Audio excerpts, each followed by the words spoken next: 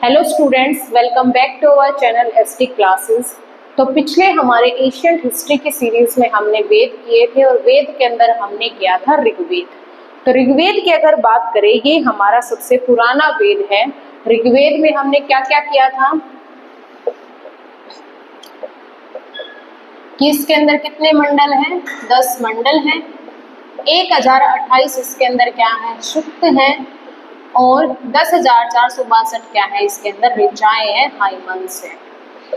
इसके अलावा हमने इसके महत्वपूर्ण मंडलों की बात करी थी। जैसे हमारे जो थर्ड मंडल है उसके अंदर क्या है? वो किसने लिखा था? विश्वामित्र के द्वारा लिखा गया था। जहां से हमने क्या लिया है? गायत्री मंत्र लिया है। अगर हम वही बात करें हमारे 8th मंडल की, वहां पे क्या है? हस्तलिखित ऋचाएं हैं, जिनको हमने क्या बोला था? खील बोला था। ये क्या थे? हैंड रिटन हाइमन्स थी। 9th जो था वो सोम देवता से रिलेटेड था।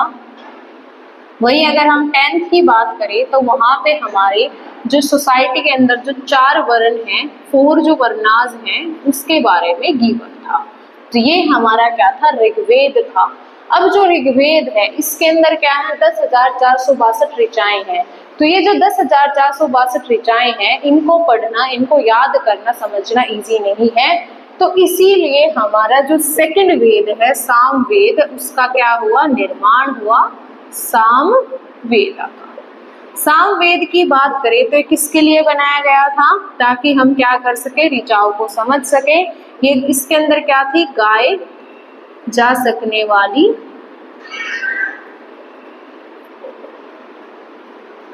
ऋचाएं हैं।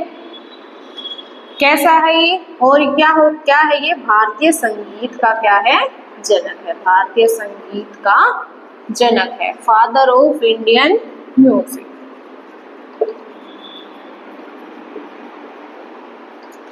इसके जो पठन करता है, जो पाठ करता है, उनको बोलते हैं उदात्र।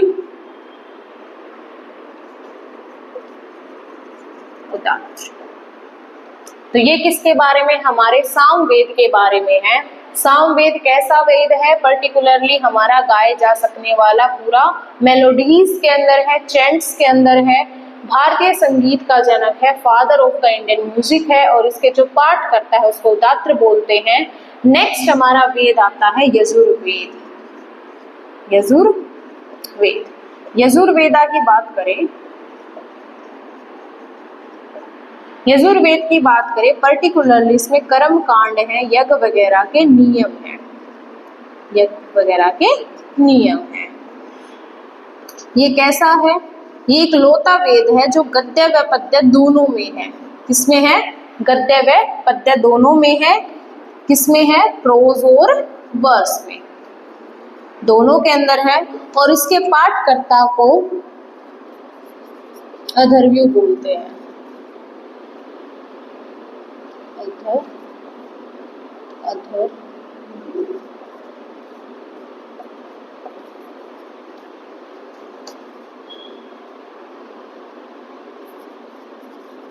अथर्वयु बोलते हैं। तो क्या है? यजुर्वेद हमारा थर्ड वेद है। इसमें कर्म कांड और यज्ञ के नियम है। ये इकलौता ऐसा वेद है जो गद्य व पद्य दोनों के अंदर है और इसके पाठकर्ता को हम अथर्वयु बोलते हैं। अब हम बात करते हैं हमारे सबसे लास्ट वेद की, जो क्या है? हमारा अर्थवेद है। कौन सा वेद है? अर्थवेद।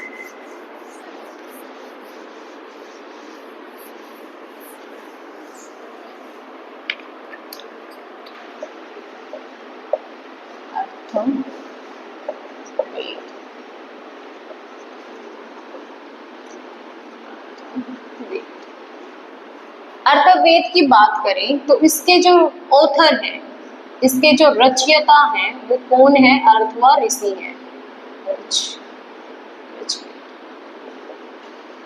कौन है? अर्थवा ऋषि। क्या दिया गया है इसके अंदर? पर्टिकुलरली रोग निवारण के बारे में, इसके अलावा जादू टोने के बारे में, जो जादू टोना, तंत्र मंत्र जो होता है, उन सब के बारे में गिवन है। विवाह के बारे में गिवन है। इसके अलावा साथ साथ जो अंधविश्वास की चीजें हैं वो यहीं से आई थी। अंधविश्वास से, सुपरस्टिशन से रिलेटेड जो चीजें हैं, सुपरस्टिशन। तो क्या क्या है, डिजीज प्रिवेंशन है, जो भी जादू टोना वगैरह होता है वो सब है, ब्लैक मैजिक है, तंत्र मंत्र सब कुछ है, विवाह है, मैरिज वगैरह दिया गया है, अंधविश्वास सुपरस्टिशंस के बारे में दिया गया है। इसके अलावा इसके अंदर सभा व समिति को प्रजापति की पुत्रियां बताया गया है। ये पर्टिकुलरली दोनों टाइप की बैठकें होती थी, इनका हम आगे समझेंगे इनको क्या थी ये। तो सभा व समिति को क्या बताया गया है, प्रजापति की पुत्रियां। तो सभा एंड समिति आर डॉटर्स ऑफ प्रजापति। इसके अलावा अर्थवेद के अंदर कन्याओं के जन्म की निंदा की गई है।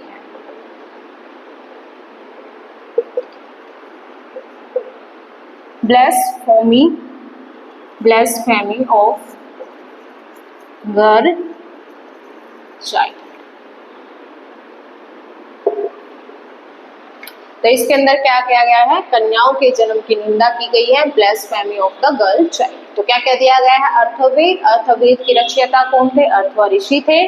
इसके अंदर किसके बारे में दिया गया है, रोग निवारण के बारे में, काला जादू, तंत्र मंत्र, जादू टोना वगैरह ये सब हो गया, विवाह वगैरह, अंधविश्वास जो सुपरस्टिशन उन सब के बारे में।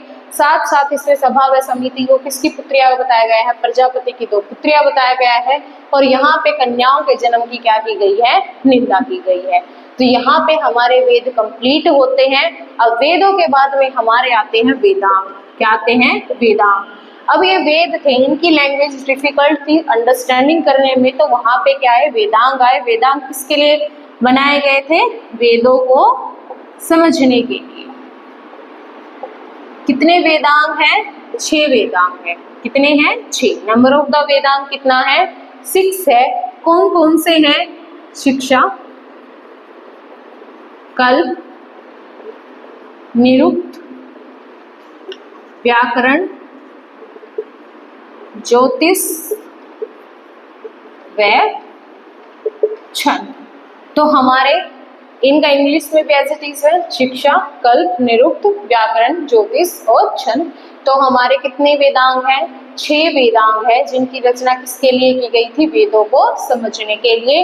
आगे आने वाली क्लासों में हम पुराणों के बारे में पढ़ेंगे और फिर धीरे धीरे हमारी वैदिक सभ्यता, उत्तर वैदिक सभ्यता, इन सबको कवर करेंगे। Thank you.